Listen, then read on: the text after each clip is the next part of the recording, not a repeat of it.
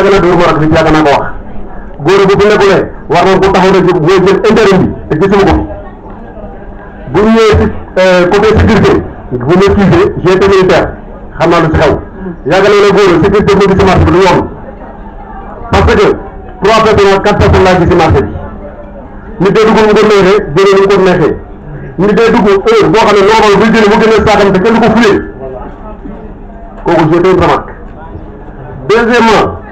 li may njëkk a wax mooy gis ngeen marché bu mel ah ñu fi nekk ci jaaykat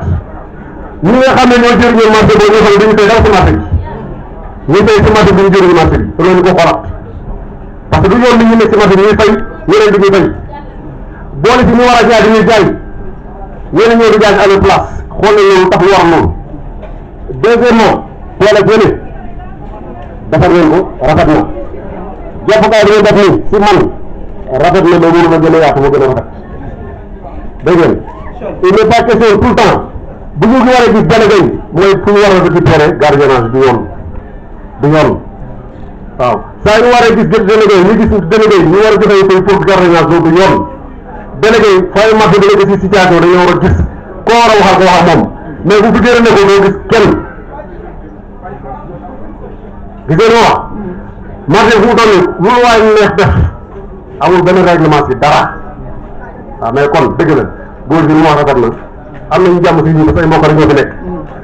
mais sëñ bi ku nekk sa marché nga xam d'accord ñun am nañu